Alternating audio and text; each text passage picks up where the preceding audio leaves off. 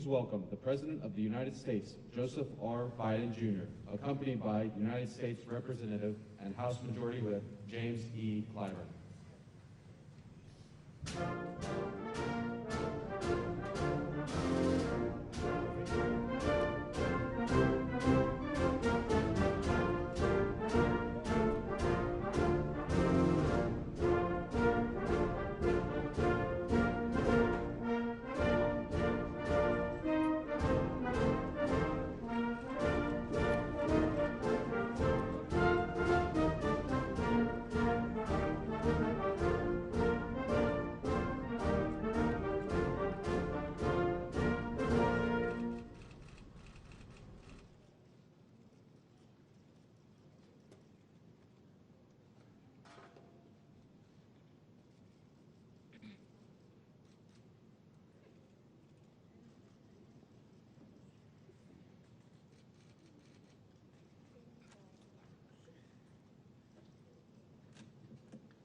Will the platform participants please be seated?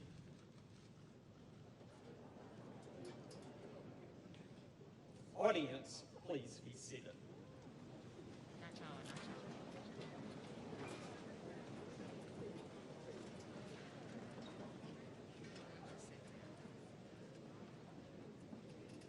President Joseph Biden, Congressman James E. Clyburn, members of the Board of Trustees, President Conyers, other distinguished guests, platform participants, faculty, staff, students, alumni, parents, and guardians, graduates, ladies and gentlemen, it is a great day in Orangeburg, South Carolina.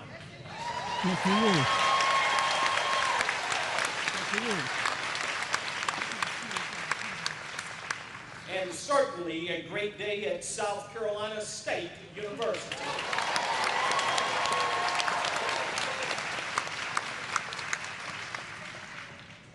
This morning we celebrate the hard work of our graduates who are seated before us. In order to maintain the dignity of this momentous occasion for our students and their families, we request that all cell phones be turned off or placed on a silent mode.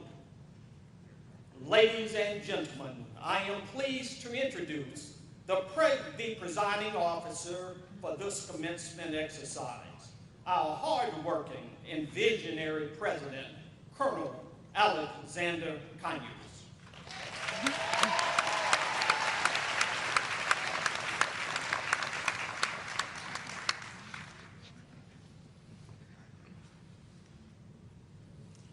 Ladies and gentlemen, will you please stand for the posting of the colors and remain standing for the national anthem and the Black national anthem. Yes, yes.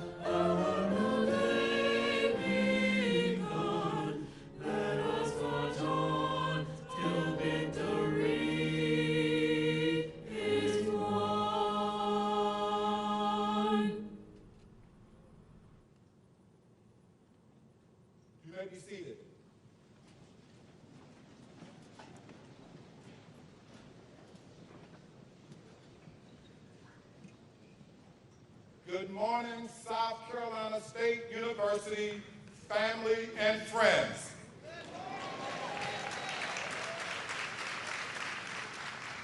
On behalf of the Board of Trustees, faculty, staff, students, and alumni, I'm delighted to welcome you to the Fall 2021 Commencement Convocation.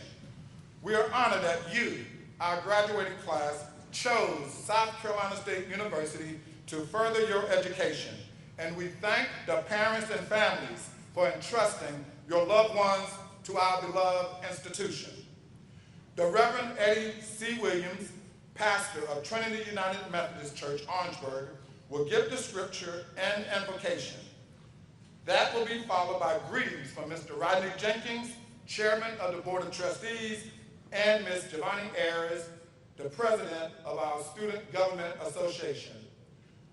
Following that, we will have a selection by our South Carolina State Choral Ensemble.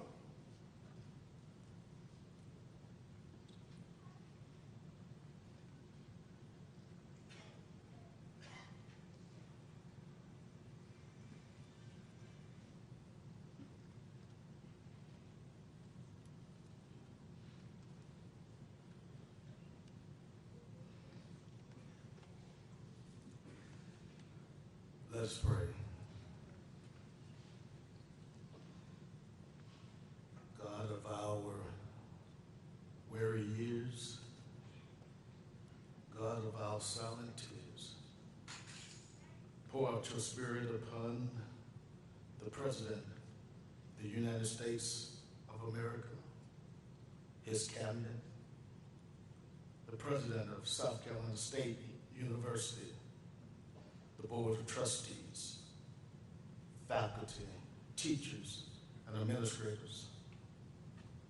158 years after Jefferson declared that all men are created equal, that they are endowed by their Creator with certain inalienable rights, that among these are life, liberty, and the pursuit of happiness.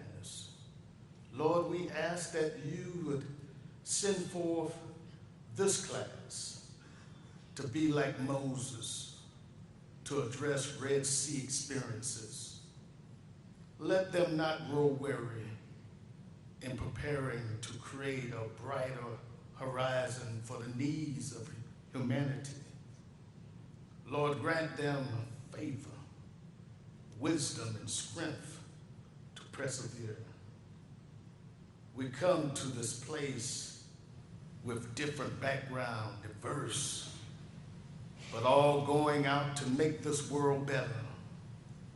Lord, make us to realize that education must continue beyond the halls of South Carolina State University, so that goodness must excel, and days at South Carolina State University are not in vain. We pray this day in your name, for it is in the name of your Son, Jesus the Christ, we pray. And all God's children said, amen.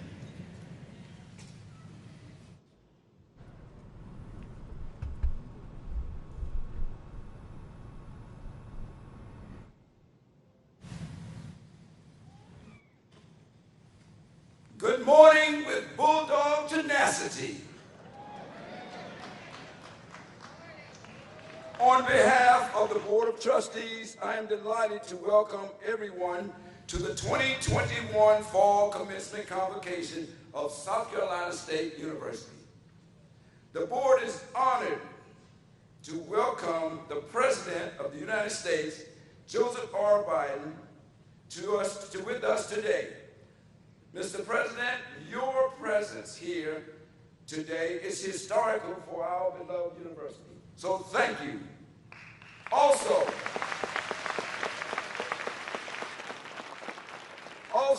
the board welcomes home our loyal son, Congressman James E. Clyburn, to this historic meeting. President Biden, Congressman Clyburn, Interim President Conyers, faculty and staff, ladies and gentlemen, parents, and graduates. The board is truly proud of the accomplishments of today's graduates. Graduates, we express our sincerest wish for your success as you navigate the world of the 21st century with all the potential and perils. Most of all, we challenge you to be of service to mankind and to remember your alma mater as you go out and do much good in the world. Congratulations to the class of 2021. May God bless everyone, and may God bless South Carolina State University. Thank you, and good morning again.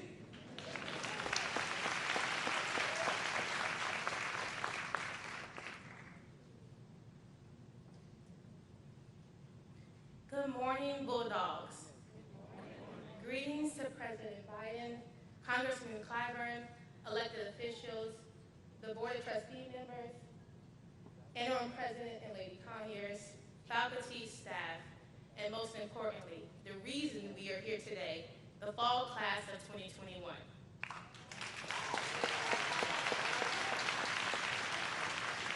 This is an historic occasion. Having the opportunity to receive an encouraging message from the President of the United States and to witness the U.S. House Majority Whip walk across the stage with the fall class of 2021 is indeed an honor. I am Giovanni Ayers, and I humbly serve as the Student Government Association President for this academic school year. It is indeed an honor to congratulate and commend the fall class of 2021 on the job well done. Whether you're transitioning to your careers, graduate school, the military, or wherever the good Lord leads you, we hope and pray that you carry and display the Bulldog tenacity and pride instilled in you during your matriculation within these groves and classic halls. In the words of Dr. Matthew L. Stevenson III, great men and women are only born for the time that they are needed the most. Graduates, please remember, your families need you, your friends need you, our community needs you, but most importantly, this world needs you. To our loyal sons and daughters, on behalf of the student body, we salute you for this momentous accomplishment. God bless and hail, hail.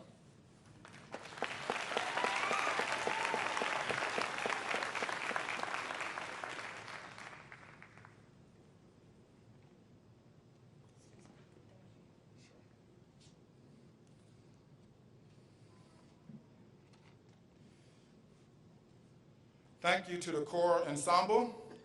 Huge thanks to the 282nd Army Band from Fort Jackson, South Carolina for filling in for us on short notice. As most of you know, our band is in Atlanta, so thank you very much for being a part of this community.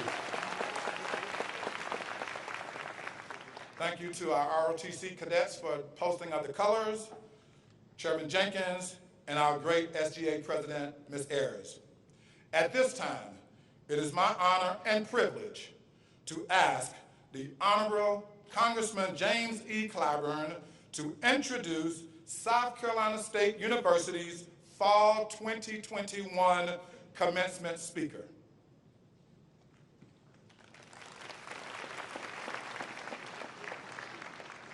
Thank you very much, Mr. President, Chairman of the Board of Trustees and members of the board, administrators, faculty, students, congratulations. Now, when I was growing up over in Sumter, my dad used to say to me all the time that the first sign of a good education is good manners. So, I want all the members of this class to show how well educated you are. Stand and say thank you to your parents, your guardians, whoever foot that bill every month for you to be here. Stand up and say thank you.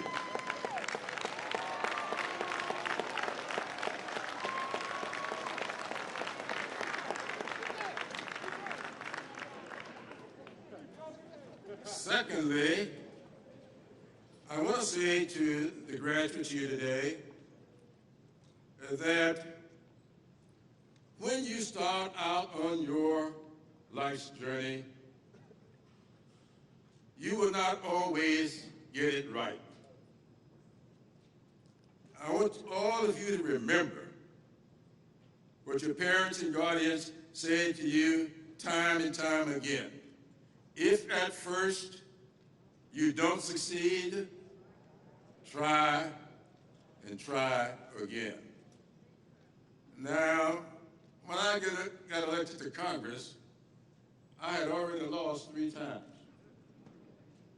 And a friend of mine said to me, "What are you going to do now?" You know what they say, 3 strikes and you out. I said to my friend, that's the baseball rule.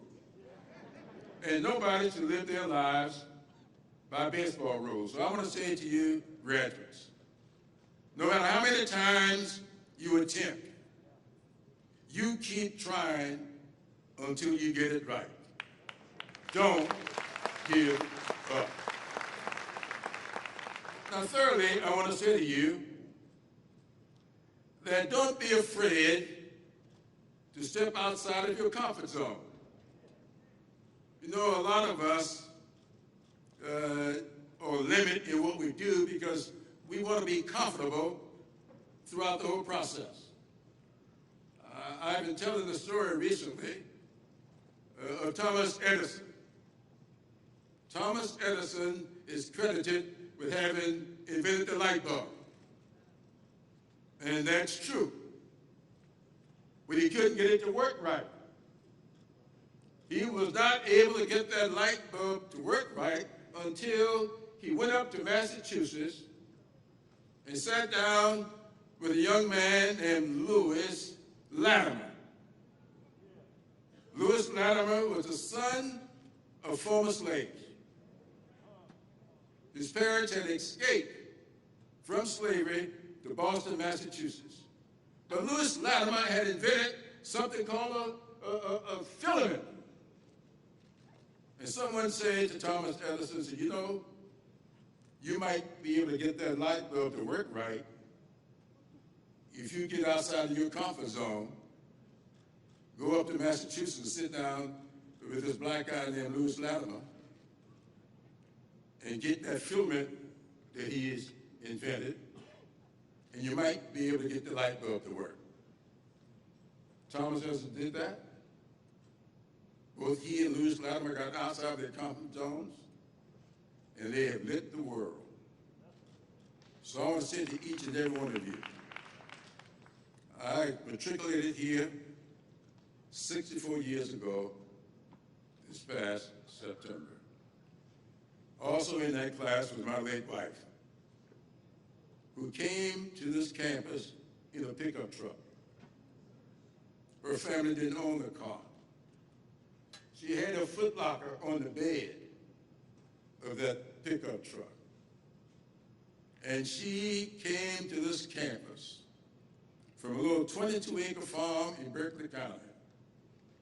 I don't know what was expected of her, but I know what she did. She came across a little wayward guy from Sumter, South Carolina, and turned him into a United States congressman. So there's no limit.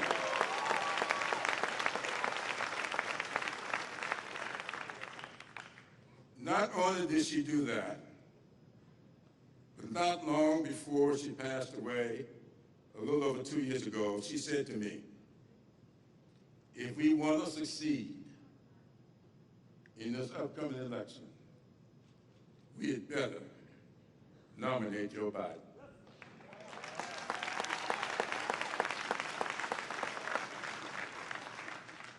She passed away before the South Carolina primary. But what she said to me that night stayed on my mind.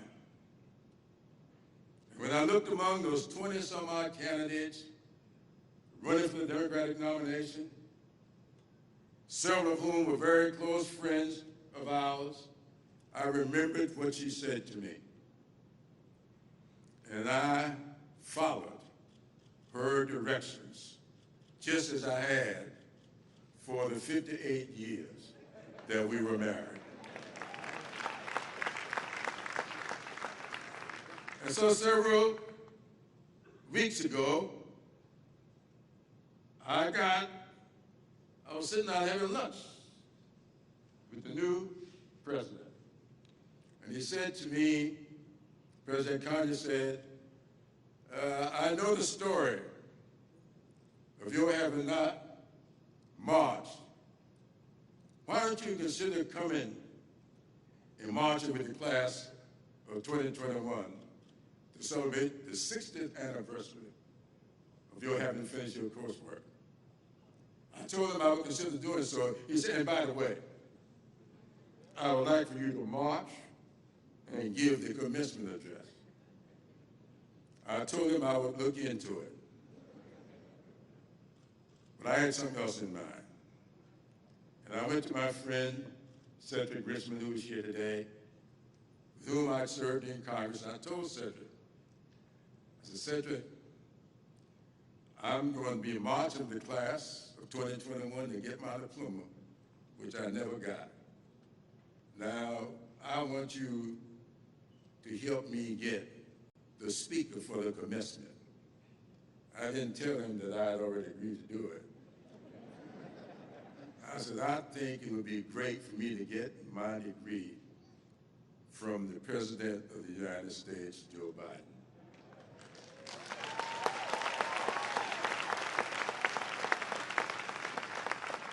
And Cedric told me he would look into it. Well,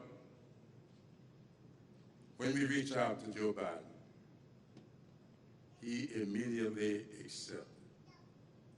And I'm told that the proper way to introduce the President of the United States is by simply saying, ladies and gentlemen, the President of the United States.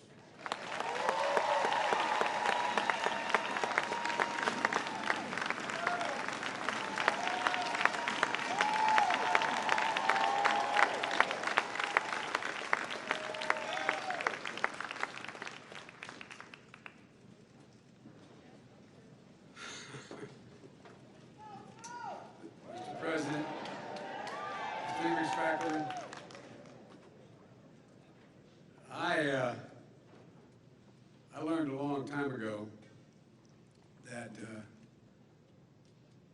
if you wanted to get anything done with Jim, you went to his wife.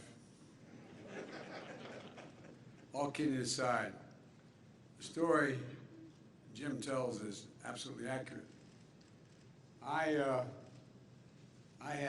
got what we call in my old neighborhood in Claymont, Delaware, I got shellacked in the first two primaries. And I kept saying, I'm waiting to go to South Carolina. No, I mean it sincerely, because I come from a state that has the 8th largest African-American population, and that's the source of all my support in Delaware, for real. And I got down here, and things were moving pretty slow. And I remember Miss Emily saying to me, and I heard her say it to Jim, we should be for Biden. And she's an incredible woman. I'll speak about her a little bit. But, you know, not only did we win, I think we won every single district.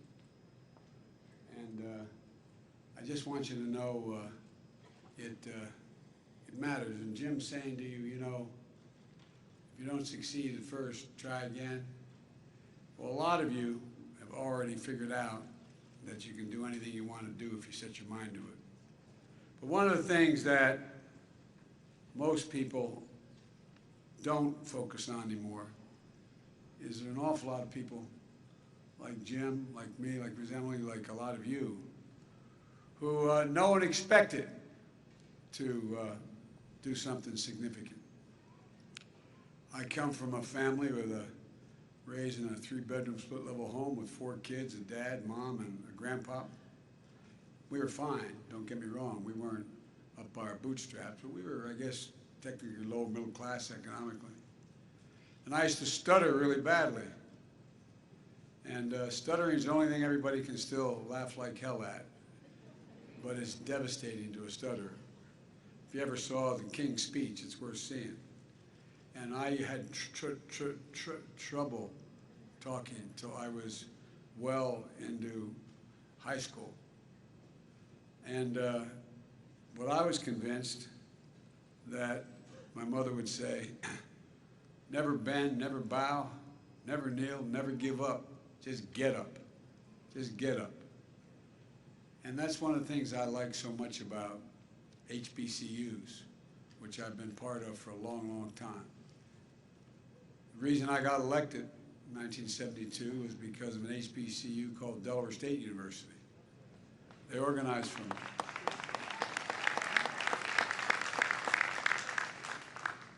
So, folks, you're inheriting an incredible tradition graduating from this university. On Inauguration Day, I placed my hand on the Bible and looked out toward the National Mall, and what I see? I saw a South Carolina State baseball cap. Oh no, not kidding, not kidding. Talking to 2 former presidents, Clinton and Bush. Today I look out and I see Jim in his South Carolina State cap and gown. Jim, I'm honored you asked me to be here, and as you receive your diploma you earned 60 years ago, never got a chance to receive it in person. You know, I know this, that Miss Emily's here. Her spirit and the students are here today. Students on scholarship in her name. Students in the Honors College in her name. And she is always in our hearts. She was a genuine gift, a dear friend to Jill and me, and a great American. And she loved this institution. She loved this institution.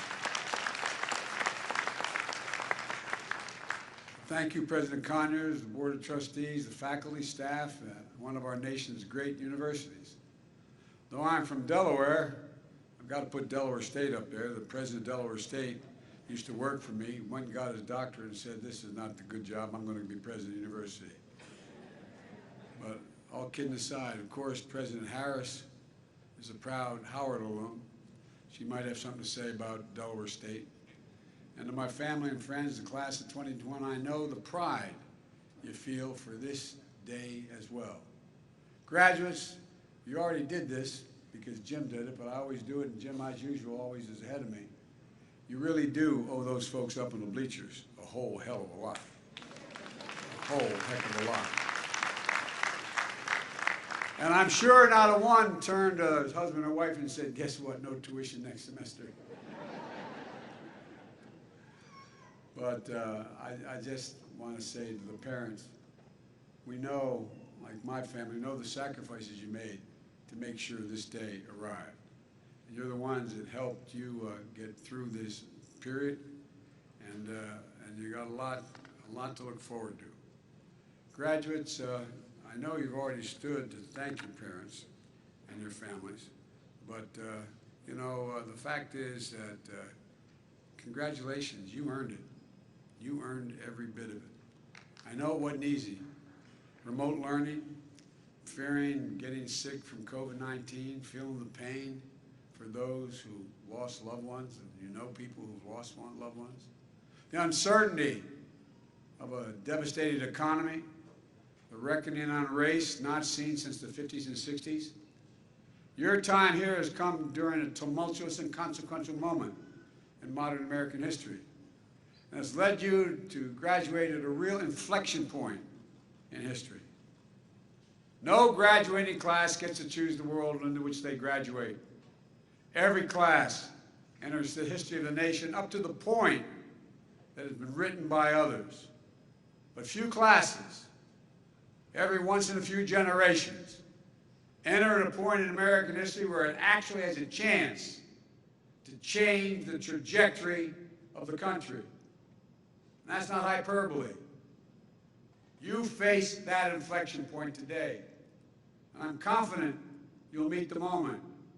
You're ready because you're part of a proud and sacred tradition, an HBCU tradition, more than 180 years of excellence, institutions that instill a sense of purpose and commitment to make a difference in all their students. Not just to lift up yourselves, but to lift up others. An institution grounded in the belief that every American, of every race, background, and zip code, should have a fair and equal chance to get as far as their God-given talents give them. Incubators of scholars and educators, advocates and athletes, leaders of industry and entertainment, faith in medicine, arts and science, the molders of trailblazers, visionaries and public servants. You know it. You know it better than anyone. HBCUs have helped produce 40% of all the black engineers in America. 50% of all the black lawyers in America. 70% of all the black doctors and dentists in America. And 80% of all the black judges in America. Folks, I see HBCU excellence every single day in my administration, and I'm not exaggerating.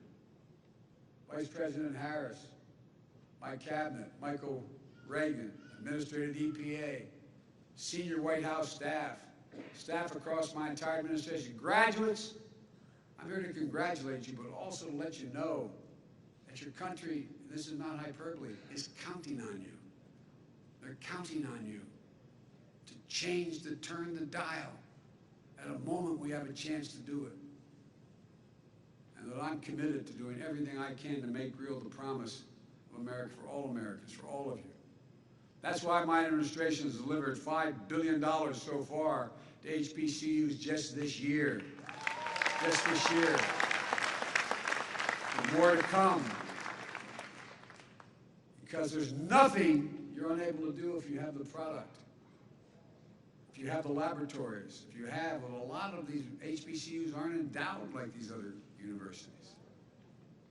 For South Carolina State, it helped. It helped clear the balances of more than 2,500 students in student debt. It helped students weather financial hardships caused by the pandemic and stay in school. It financed the residence hall, the largest in South Carolina. And that's why we're working to increase, and we will get it done with Jim's help in the House. Pell Grants by another $1,500, so particularly black students and lower income families can attend community college, four-year schools, and black universities, HBCUs. That's why I'm proposing a historic investment to create and expand HBCU programs in high-demand fields like cybersecurity, engineering, and healthcare. These are the big-paying jobs getting out now. But too many HBCUs don't have the laboratories, don't have the capacity. They have the intelligence, they have the intellectual capacity, but they don't have the research dilemma in front of them. We're going to create new research and development labs to prepare students for jobs in the future and establish HBCU research hubs all across this nation. I also reestablished the President's Board of Advisors on HBCUs, led by a friend of mine, Dr. Tony Allen, President of Delaware State University. As I said, used to work at my staff to engage the private sector to advance HBCUs. It's beginning to happen. I think your president will tell you. Vice President Harris is in constant contact with leaders of the Divine Nine. I signed an executive order to advance HBCU excellence across the administration in everything from policies to funding. And part of that effort includes recognizing outstanding HBCU student scholars, like your student government president we just heard from, Giovanni. Congratulations. But there's always more we can do. going to lead the way just as Jim has led the way. What makes Jim so effective as the highest ranking Southern African American ever in the House of Representatives is Jim never forgets where he came from. Don't you ever forget where you came from. That's your secret power. You understand? There's no one more effective who knows how to get things done than someone who understands the need to get things done and the people who need it. I mean it. Who understands what folks are going through. That's Jim, and that's many of you, and that was me graduating years ago. With the infrastructure law I just wrote and signed into law, and that Jim did so much to pass, we're going to create better jobs for millions of people to rebuild our roads, highways, bridges, cities, small towns, rural communities. It means more opportunities for black businessmen, black contractors, black engineers, building black communities back to where they have to be. And I mean it. So if you don't know the community, it's hard to know what it needs. It means every American, every child being able to turn on a faucet and drink clean water because we're going to rip up every lead pipe in America. It's something that Jim has really championed. It means everyone should be able to access high-speed internet, urban, suburban, rural. Graduates, you lived it. No student should have to go to a coffee shop or a fast food restaurant to get the internet so they can do their homework. We're going to make sure it never happens again. This is the United States of America, for God's sake. And criminal justice reform, we need it from top to bottom. I believe we need judges who understand the experience of the people where they come from. That's why I'm proud I appointed more black women to the federal bench and the circuit courts, and more former public defenders to the bench than any administration in American history. The previous record was 3 black women in 8 years. We've confirmed 4 in less than 8 months, and there's more we can do. There will be lawyers and judges who will be in charge, who understand real people and the needs of people. On police reform, I share the frustration, and I know the family well. George Family Justice Act, the Policing Act, I know the family well. It's not been passed in the Senate, but the fight's not over. Despite Republican obstructionism in this bill, we've made changes to the federal law enforcement policies that I have the ability to do with the stroke of a pen.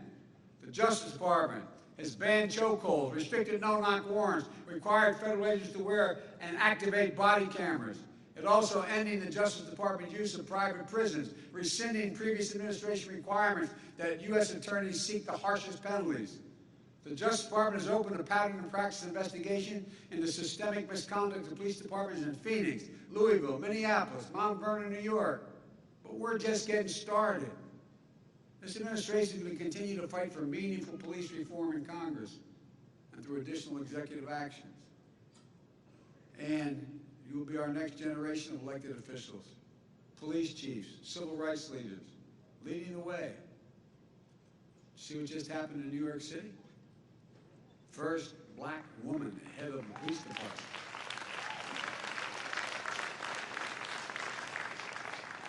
My American Rescue Plan was passed right after historic investment in community policing and violence intervention programs that are shown to reduce violent crime as much as 60%.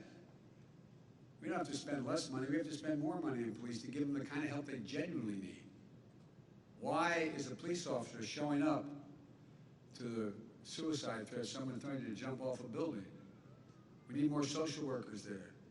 We need more psychologists there. They need help. They're basically good people to prevent violence in the first place. We're expanding summer programs and job opportunities and other services to keep young people safe and set them up for success. We're helping formerly incarcerated people re-enter their communities. Somebody gets out of jail now after serving their time. What do they get? They get a bus ticket and $25. And they end up under the same bridge that got them there in the first place. So I'm going forward to make sure that everything that's available to anybody else is available to them, notwithstanding the fact they'd already served their time. We're going to reinstate access to Pell Grants, job training, apprenticeships, proven pathways to a better life. We need you. We need you to lead a lot of these efforts. We're also working to stem the flow of firearms and rogue gun dealers, the current epidemics of gun violence in this country. No greater victims than the black communities. We talk about these massive shootings. Well, guess what? There's a massive shooting every day in urban America. The number of lives that are taken. But you'll lead the way as community leaders, educators, faith leaders, nonprofit leaders. That's what my daughter's doing right now. She's a social worker. She's heading up Boys and Girls Clubs all across the country. You got to give people alternatives. You got to give them a reason to think they can make it. We're also going to use the federal government's purchasing power to unlock billions of dollars in new opportunities for devastated small businesses, including minority-owned small businesses to access government contracts. The goal I've set is 50% increase in the number of minority contracts going to minority firms by the year 2025. Because folks, what did we learn? We learned there's no difference between a black entrepreneur and a white entrepreneur in success, except the black entrepreneur usually doesn't have a lawyer, usually doesn't have someone who is going to be there, an accountant, to get it all set up. Their idea is as profound, but the help is missing. You'll be the entrepreneurs and business owners accessing that opportunity and reinvesting in your communities. On housing, it isn't right. If a builder goes out and builds the exact same home in two different sides of an interstate, one in an all-white neighborhood and one in an all-black neighborhood, same exact home, the moment the last screw or bolt was put into that home and somebody occupies it, the black home is worth 20% less than the white home. The moment. You live in a black community, you have a better driving record, someone lives in an all-white community. Same automobile, your insurance is going to be higher. It isn't right. That home owned by a black family is appraised at a lower rate. At the same time, the home owned by the white family is raised more. We're aggressively taking on housing discrimination. How do folks make it to the middle class from working class circumstances? And many of you have done that. Many of your parents have. You build equity in your home. That's how 90% of the folks make it to the middle class. They get an opportunity to own a home and they build equity in a home. Allows them to borrow against later, to send their kids to school, to do a whole range of things. And you're going to be the ones having to lead the way, not the ones just benefiting. You're the ones that got to lead the way because you understand. Maybe most important of all, we have to protect that sacred right to vote, for God's sake. Think about it. I got started in politics because of the civil rights movement. I noticed some of you were looking at it, I thought you were wondering, how does he know the black national anthem? Well, because I sat in a black church after going to 7 o'clock Mass, I'm happen to be a practicing Catholic. At 9 o'clock on the east side, getting ready to go out and desegregate restaurants and movie theaters in my state. Well, guess what? I've never seen anything like the unrelenting assault on the right to vote. Never. I don't think any of you have on this stage ever seen it. Not a joke. And folks, as John Lewis said, it is the only, without the right to vote, there is no democracy. It's not just about who gets to vote or making it easier as we used to try to do to make people eligible to be able to vote. It's about who gets to count the vote, whether your vote counts at all. Folks, I was chairman of the Judiciary Committee for a long time. At the end of my stint, before I became vice president, I was able to pass the extension of the Voting Rights Act for 25 years, and guess what? And convince Strom Thurmond of South Carolina to vote for it. No, not a joke. I thought we're finally beginning to move. But this new sinister combination of voter suppression and election subversion is un-American. It's undemocratic, and sadly, it is unprecedented since Reconstruction. Vice President Harris is leading the efforts for us, but on the anniversary of Bloody Sunday, I directed every single federal agency in the United States government to promote access to voting, and each agency is heading and heeding the call. For example, the Department of Veterans Affairs is going to make it easy for veterans and their families to register to vote. You know why? Because we're going to use VA facilities, and they're going to open them up for everybody, and nobody's going to stop anybody. But across the board, in addition, the Justice Department, my Justice Department has doubled the voting rights enforcement staff, challenging the onslaught of state laws undermining the right to vote. We've supported Democrats fighting for voting rights bills since day one of our administration, making sure that we have unanimous support among Democrats in the Senate, which we do. But each and every time it gets to be brought up, that other team blocks the ability even to start to discuss it, that other team. It used to be called the Republican Party. But this battle's not over. We must pass the Freedom to Vote Act and the John Lewis Voting Rights Act. We must. We're going to keep up the fight until we get it done, and you're going to keep up the fight, and we need your help badly. And finally, we continue to confront the oldest and darkest forces in this nation, hate and racism. You know, there's a through line from Owensboro massacre that happened 53 years ago that killed 3 students for whom this very area, this very arena is named, to darkness that pierced the grace of Mother Emanuel Church in Charleston, which I visited right afterwards 6 years ago, to the torches, those you ever think you'd see in the modern times, people coming out of the fields down in in Charlotte, Virginia, Charlottesville, Virginia, carrying torches and Nazi banners, screeching the most anti-Semitic and anti-black rhetoric in history. Hundreds and hundreds of them. And when asked, the guy who had this job before, when asked what he thought about it, he said, well, there's some very good people there. Hell, very good people. They're racist, they're fascist. And folks, that was 4 years ago. I never thought I'd see that in my career.